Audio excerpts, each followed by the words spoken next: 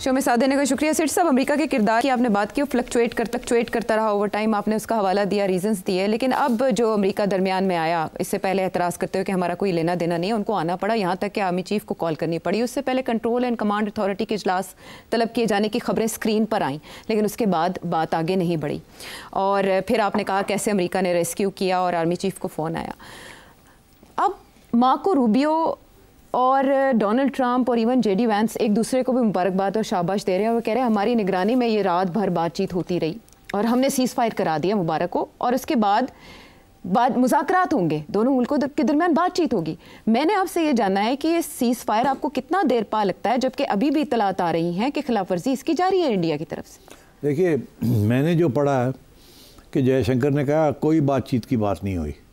अच्छा, उसने डिनाई कर दिया है जो डोनाल्ड ट्रंप ने या जो मार्को रूबियो ने कहा जी, उसने कहा हमने इसके ऊपर कोई बात नहीं की कि आगे बातचीत होगी कि नहीं होगी। अब बातचीत होगी कि नहीं होगी, यहाँ तो ये स्पेकुलेशन चल रही है ना कि अजीत दोवल और जनरल आसिम मलिक साहब ये या बैंकॉक में या कहीं और जी गैर जानिबदार मकाम, न्यूट्रल वेन्यू होगा, जाके ये मिलेंगे। मगर जो बात हो रही है वो DGMOs की हो रही है, क्योंकि violations of the cease fire already चल रही हैं, जैसे अभी आपने जिक्र किया। क्योंकि DGMOs पॉलिसी नहीं फैसला करते, वो जो लाइन ऑफ कंट्रोल के ऊपर जो चीज़ें हो रही होती हैं उसकी बात होती है। अब कश्मीर के अंदर अभी भी खबरें यही आ रही हैं कि वहाँ झड़पें हो रही हैं और फायरिंग हो रही है। मैं ये समझता हूँ कि पाकिस्तान ने तो बिल्कुल ओबे करेगा, मगर मेरा ख्याल है शायद ये इंडिया की ये कोशिश है कि किसी तरीके के साथ जाते जाते, जैसे कहते हैं ना, कोई ऐसी चीज़ करें जिसके साथ उनका भी मोराल बढ़ जाए। क्योंकि देखिए उनकी पिटाई तो हुई है, इसमें तो कोई शक नहीं है। तो और इंडिया के जो मीडिया है और इंडिया के जो आवाम है वो सवाल तो पूछना शुरू कर दिया उन्होंने कि जी ये क्या हुआ, आपने तो कुछ हमें ड्रामा बताया था, हमने तो वो किया।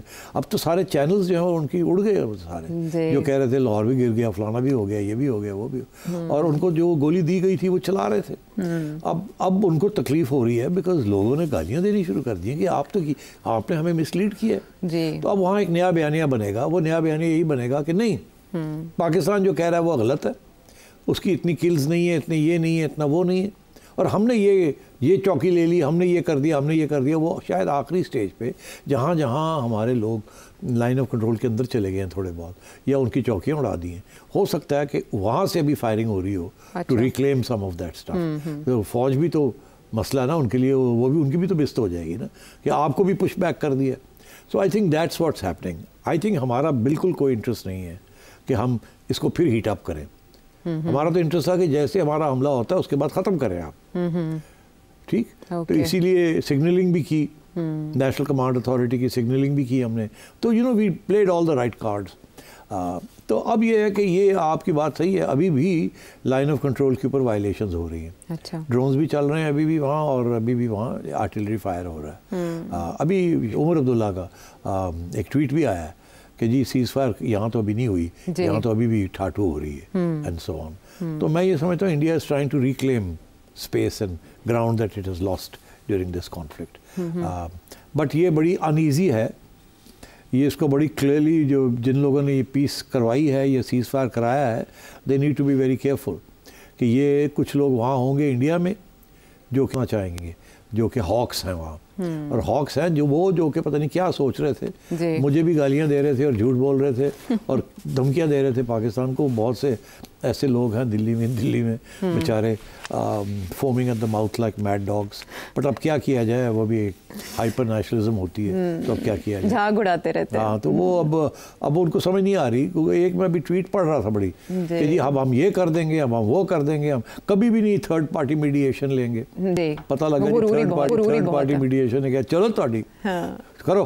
पता लगा कि आप ही गए सो, तुसी कराओ साडा जी, तो CNN कह रहा है आप खुद गए थे। हाँ वो बिल्कुल। तो अब बात ये है कि इस किस्म की डिल्यूजन, खब्ते अजमत का शिकार भारत जैसा मुंह वैसी चपेट। अब अनफॉर्चुनेट है कि ये बेचारे, I feel bad because they अपने बारे में इनके बड़े हाई ख्यालात हैं कि भाई हम बड़े ग्लोबल पावर बनने जा रहे हैं, ये होते जा रहा है। जब से नरेंद्र मोदी आया है, ये एक गोली दी गई है इंडिया की आवाम को। ये वो इंडिया नहीं है जो जवाहरलाल नेहरू ने बनाया था, जैसा भी था एक सेकुलर डेमोक्रेटिक इंडिया था, ठीक है, मल्टीपल सोर्सेज थे, जो वो कहता था कि लेट 100 फ्लावर्स ब्लूम, वो उसका ये था कि जितना इंडिया की डाइवर्सिटी है उतनी यूनिटी है, क्योंकि डाइवर्स कंट्री है ना बहुत, हम कितने कल्चर्स हैं, कितनी ज़ुबानें हैं, तो वो कह रहा था ये उसकी स्ट्रेंथ है। इन्होंने तो आके उसको कहा कि इक्को ही कौम है, थे इक्को ही सारा कुछ है, everybody is a Hindu and we all hate Muslims, we all hate lower caste, we do this. और मतलब है कि अखंड भारत, हिंदुत्व, ये सारे नजरियात डाल दिया, और नेबरहुड को कंट्रोल करने की कोशिश की। जैसे पहले श्रीलंका के साथ लड़ाई झगड़े, नेपाल के साथ लड़ाई झगड़े, मालदीव्स के साथ, हमारे साथ तो पुराने हैं, और आखिर में बांग्लादेश, तो हर जगह पे आइसोलेट हो गए। अगर इनको अभी भी होश नहीं आ रही कि भाई हम कहाँ जा रहे हैं, नरेंद्र मोदी से ज़्यादा डैमेज इंडिया का जो सिविलाइजेशन थी या जो इंडिया का रोमांस था, the world's romance with India, वो नरेंद्र मोदी ने सिंगल हैंडेडली डिस्ट्रॉय कर दिया। ये अहमदाबाद से ये शुरू हुआ और अभी तक ये चल रहा है। और मैंने आपको कल के प्रोग्राम में कहा था कि नरेंद्र मोदी अगली इलेक्शन नहीं जीतेगा। जी, मुजाहरे शुरू हो गए इंडिया में। और मैंने आपसे कहा कि जब आप जंग करते हैं तो जो जीत जाता है वो तो तगड़ा हो जाता है, जो हार जाए ना वो उड़ जाता है, वो बच नहीं सकता। आज नहीं कल, कल नहीं परसों। और ये हार जीत जो होती है ये ऑन द ग्राउंड नहीं होती, ये लोगों के दिलों में, लोगों की इमेजिनेशन में, लोगों की परसेप्शन में होती है, और हिस्ट्री लिखी जाती है। और आज नहीं कल, कल नहीं परसों, हर रोज़ लोग नई नई बातें वहाँ पूछेंगे। अब कांग्रेस भी दिलेरी के साथ पूछेगी, और मीडिया में जो लोग चुप थे बेचारे, डर था कि उठा के ना ले जाएं, डिसअपेयर ना कर दें, जिनको उन्होंने उनके चैनल्स बंद कर दिए, उनके ट्विटर अकाउंट्स बंद करा दिए, वेबसाइट बंद कर दी, अब वो बोलना शुरू करेंगे।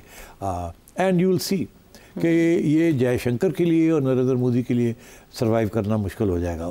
डेमोक्रेटिक सिस्टम है, सरवाइव कर भी जाएं, मगर they will not survive the election. Awam India की पहचान जाएगी हुआ क्या है, और यही लोग जो कि इनको लाने वाले हैं यही बददिल हो जाएंगे कि इसने झूठ बोला हमारे साथ, हमें बेवकूफ़ बनाया है, और and they will not give him the vote that he wants. तो ये बैकफायर कर जाएगा इंडिया के, नरेंद्र मोदी के ऊपर। लेकिन डिफेंस मिनिस्टर की हद तक तो रेजिग्नेशन आ सकता है ना, राजनाथ साहब तो मानेंगे अपनी कमज़ोरी? हो सकता है, मेरा ख्याल है कुछ ना कुछ तो होगा डेफिनेटली, और बहुत सी बातें निकलेंगी, आप देखिएगा।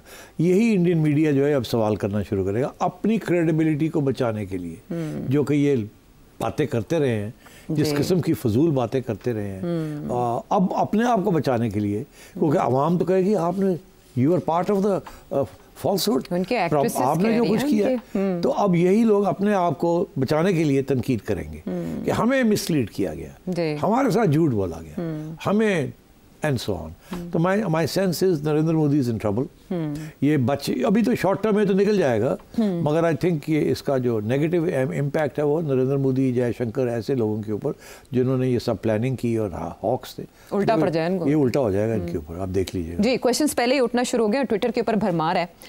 नरेंद्र मोदी जी की इंतजामिया ने कोशिश की है कि वो अच्छे खासे more than 8000 Twitter accounts block करवा दें। कुछ एक्सेप्ट की गई है उनकी रिक्वेस्ट और कुछ के ऊपर इनकार कर दिया गया। जी, ब्लॉक कर दिया गया। वो तो सुना नहीं जा सकता ना आपकी बात। आप तो हमारे पहले सिपाही थे जो उधर गए और आपने जाके उनके कम से कम सहाफती मोर्चे तो तबाह कर दिए थे।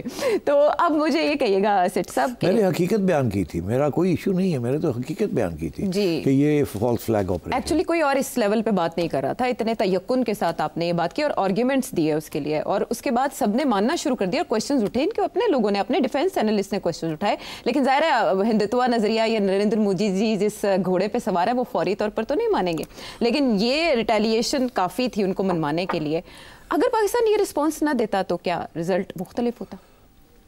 देखिए, ये कल हमने डिस्कस किया था कि अगर पाकिस्तान ये देगा या नहीं देगा, देना चाहिए या नहीं देना चाहिए, और उसमें बात वही आ रही थी कि ये जो अगर नहीं देंगे तो इंडिया जो उसका मकसद है न्यू नॉर्म इस्टेब्लिश करने का, वो हो जाएगा। अगली दफ़ा अगर फिर कुछ होगा तो ये चढ़ाई कर देगा, इसलिए उनको मुंह तोड़ जवाब देने की ज़रूरत है। प्रॉब्लम क्या था? प्रॉब्लम ये था कि अगर आप मुंह तोड़ जवाब देते हैं तो इंडिया उसके बाद शायद रिस्पॉन्ड करे, बिकॉज वो चुप तो बड़ा मुश्किल हो जाएगा चुप करना। मगर मेरा ख्याल है जिस तरीके से जवाब दिया, वो भी जवाब उस स्टेज पे दिया जब इन्होंने एक हमला फिर किया, वो जो हमारे एयरफील्ड्स को अटैक किया। Then we took the decision कि अब करना है। एंड आई थिंक उस वक्त तक हमने अपना मौक़िफ़ सऊदी अरेबिया को भी बता दिया था, अमेरिकनों को भी बता दिया था, टर्की को भी बता दिया था, सबको बता दिया था कि, और जब इन्होंने ये किया तो हमारा मौक़िफ़ करेक्ट प्रूव हुआ कि ये देखें ये नीयत नहीं ठीक इनकी, ये फिर गड़बड़ ना करें, हमने तो रेस्ट्रेंट शो की हुई है अभी तक। उस वक्त जैसे आपने बताया DG ISPR आया और वो लाल सुर्ख था कि अच्छा हुन अब फिर आपने ये किया, उस वक्त तक restaurant that was the end of restaurant. तैयारी इन्होंने की हुई थी जैसे इन्होंने कहा था हमने कि हमने तैयारी की हुई, अगर हमने किया तो आप याद नानी याद आ जाएगी, वो नानी याद आ गई ना। जिस तरीके से इन्होंने अटैक किया और उनको डिसेबल किया, इट वाज फ्लॉलेस, यानी ना वो कैप्चर कर सके ना वो हिट कर सके। सो आई थिंक ये जो नरेंद्र मोदी की जो वीडियोस आ रही हैं ना, बैठा हुआ ऐसे करके झुक के बैठा हुआ है और बाकी सारे उसकी शक्लें मुंह लटके हुए हैं, बुरी हालत हुई हुई है। तो व्हाट टू डू नाउ, तो वो बता रहा होगा उनको कि we are having to sue for peace, ये हमारे हाथ से ना गेम निकल जाए एंड गड़बड़ी ना हो जाए।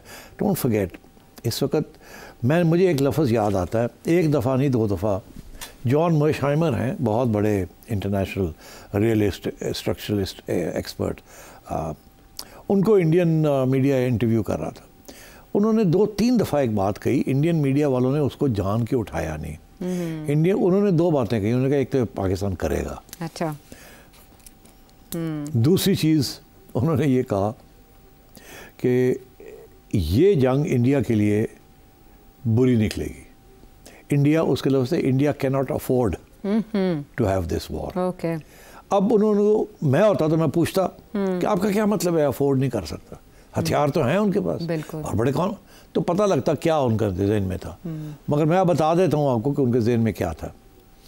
इंडिया की जो GDP ग्रोथ है ना इस वक्त वो अबाउट 5.56%, और इंडिया की जो एम्बिशन है कि जी 4th largest economy in the world बनना, राइट, उनका ये ख्याल था कि ये जो सारी फॉरेन इन्वेस्टमेंट आ रही है यहाँ, ये सब कुछ जो इंडिया के, अब चाइना से बहुत सारी चीज़ें शिफ्ट हो रही है ना।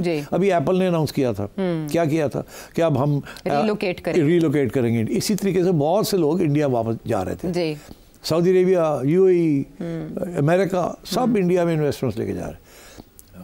जंग जो होती है ना आयशा, पैसा वहाँ नहीं जाता जहाँ जंग हो रही हो, पैसा जाता है जहाँ सर्टेनिटी हो, जहाँ स्टेबिलिटी हो, जहाँ रूल्स एंड रेगुलेशंस हो, जहाँ लॉ हो, जहाँ कॉन्ट्रैक्ट्स हो, पैसा इन्वेस्टमेंट वहाँ जाती है। हमारे यहाँ क्यों नहीं आ रही, हमारी कमजोरियाँ हैं, अनसर्टेन सिचुएशन, ठीक है, we are targeted at every level, इसीलिए नोबडी वांट्स टू इन्वेस्ट। हमारे अपने लोग, India was the magnet hub drawing all the invest.